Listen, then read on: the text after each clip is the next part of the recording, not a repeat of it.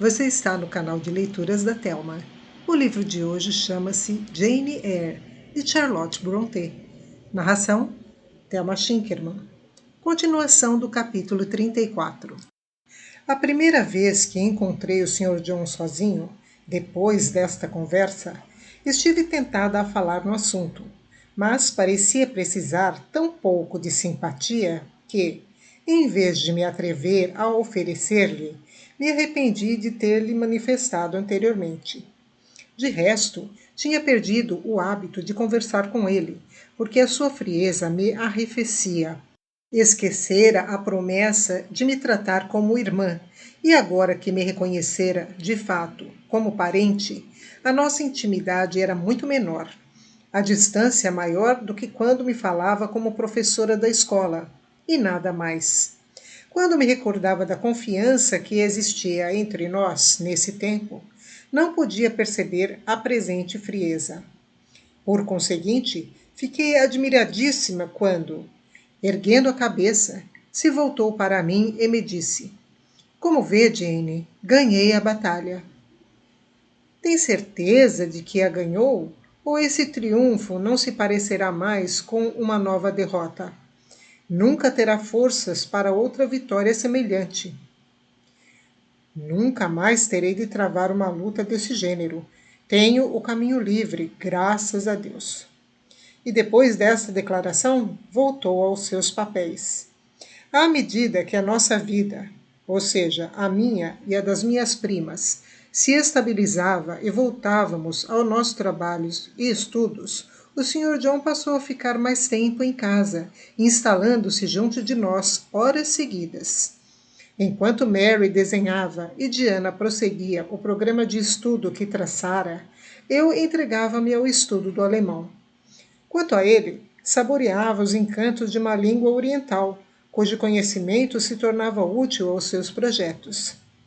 Assim ocupado, disse-ia muito longe de nós, mas, de vez em quando, tinha uma maneira de nos olhar, numa expressão de intensa observação, que me deixava intrigada.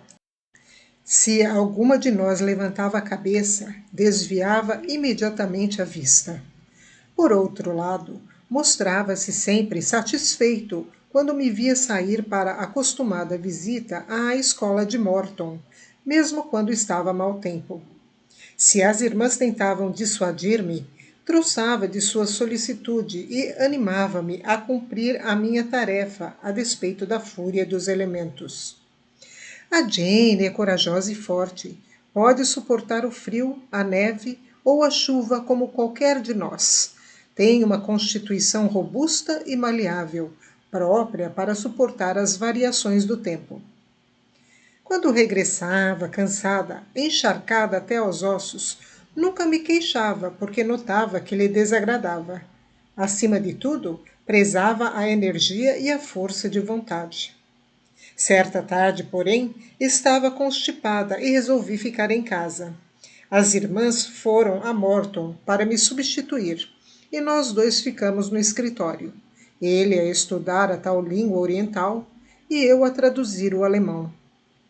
A certa altura, levantei a cabeça e dei com ele a olhar para mim, num exame atento que durava não sabia havia quanto tempo. A expressão daquelas pupilas azuis era tão fria, tão estranha, que me senti mal, como se estivesse sozinha com um ser sobrenatural. Sabe uma coisa, Jane? Gostaria que abandonasse o alemão e estudasse o indostânico, e vou lhe dizer por quê. Explicou-me que era a língua que ele estudava, que, à medida que avançava, ia esquecendo o princípio. Se tivesse uma aluna, recapitularia com ela os primeiros elementos e fixá-los-ia melhor. Pensara primeiro em fazer o pedido às irmãs. Depois resolveu escolher-me por verificar ser eu mais persistente. Estava disposta a prestar-lhe esse favor? De qualquer forma, não seria por muito tempo, visto a sua partida estar fixada para daí a 3 meses. Com o caráter do Sr. John, uma recusa constituiria uma ofensa. Aceitei. Quando as irmãs regressaram, riram e declararam que o irmão nunca teria conseguido convencê-las a aprender uma língua daquelas. Não precisam me dizer, eu já sabia. Mostrou-se paciente e indulgente comigo, mas, ao mesmo tempo, muito exigente. Quando o satisfazia, mostrava-me a sua aprovação, e esses elogios constituíam incentivo mais forte para mim. Preocupavam-me mais do que a sua indiferença anterior. Não conversava nem ria à vontade quando estava presente, pois sabia que ele não gostava de manifestações demasiado vivas. Tomou sobre mim tanto império que, quando me dizia vá, eu ia. Se me dizia fique, eu ficava. Isto desagradava-me. Nunca gostei de ser dominada. Teria preferido que continuasse a ligar-me pouca ou nenhuma importância. Certa noite, ao nos despedir para irmos deitar, Diana, quando ele a beijou como costumava, observou: Sr. John, dizes que consideras a Jane como irmã, mas não a tratas como tal. Por que não a beijas como a nós? Fiquei contrariada. O Sr. John curvou-se para mim. O seu olhar penetrante mergulhou no meu e beijou-me. Se existissem beijos de mármore ou de gelo, diria que o do meu primo sacerdote era dessa qualidade. Mas talvez fosse um beijo experiência, porque, depois de me dar, me observou, como a estudar a impressão que me tinha causado. Não corei, pelo contrário, empalideci, pois qualquer coisa me dizia que o beijo era como um cadeado, posto nas minhas cadeias. Desde então, nunca mais deixou de me beijar, e a gravidade e calma com que eu aceitava o beijo pareciam encantá-lo. Quanto a mim, se por um lado fazia o possível por lhe agradar, por outro reconhecia que, para isso, me via obrigada a modificar completamente o meu modo de ser, entregar-me a ocupações que me desagradavam. Ele queria elevar-me a um ponto que eu nunca conseguiria atingir. Considerava isso tão impossível como transformar as minhas feições incorretas no seu belo rosto, dar aos meus olhos verdes o azul profundo dos seios. Além disso, não era só a sua influência que me preocupava. Outra coisa me afligia, o mal da incerteza. Durante todas estas mudanças operadas na minha vida, nenhum só instante esquecera Mr. Rochester. O seu nome continuava gravado no meu coração como um epitáfio numa lápide de mármore. O desejo de saber o que fora feito dele atormentava-me. Na correspondência trocada com Mr. Biggs por causa da herança, não deixara de lhe perguntar se sabia onde estava Mr. Rochester. Respondeu-me que a ignorava. Escrevi então a Mrs. Fairfax pedindo-lhe que me informasse, certa de obter resposta breve. Mas os dias e os meses passaram e essa resposta não chegou. Escrevi segunda carta com os mesmos resultados e então, decorridos 6 meses de vã expectativa, desanimei. A primavera estava no fim e o verão aproximava-se. Diana, achando-me com mau parecer, pretendeu levar-me para a praia, mas o irmão opôs-se, afirmando que eu precisava de trabalho e não de distrações. E, pondo em prática esta afirmação, prolongou as lições, obrigando-me a trabalho consecutivo. E eu, como uma pateta, nem pensei em resistir-lhe. Um dia entrei no escritório para a lição. Estava mais triste do que nunca, porque sofrera de manhã profunda decepção. A Hannah entregara-me uma carta que eu abri, certa que me trazia as notícias porque esperara durante tanto tempo, pois reconhecera a letra de Mr. Briggs.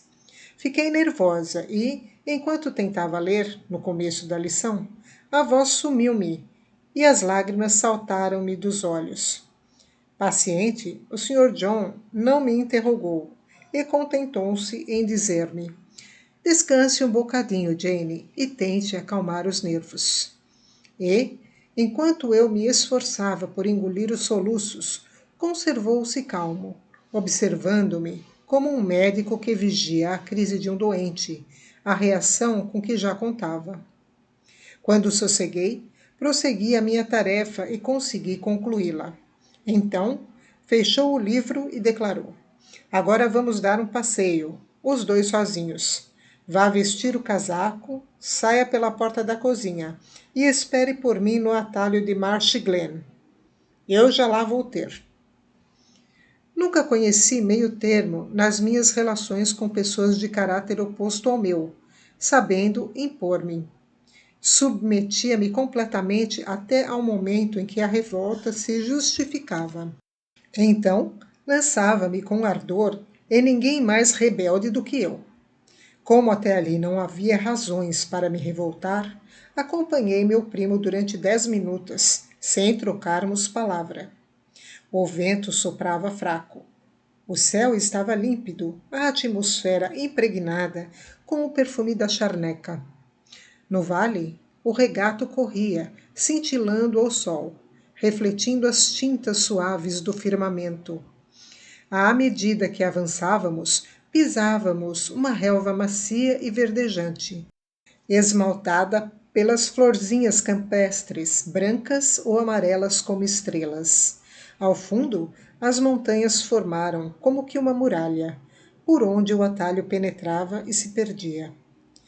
Podemos descansar aqui um bocadinho, sugeriu o Sr. John, quando atingimos os primeiros contrafortes, semeados de rochedos, semelhantes a um batalhão de soldados, guardando um desfiladeiro pelo qual o ribeiro se despenhava. A verdura e as flores tinham dado lugar às urzes e aos rochedos escarpados. Dir-se-ia que o silêncio e a solidão tinham encontrado ali o seu último refúgio.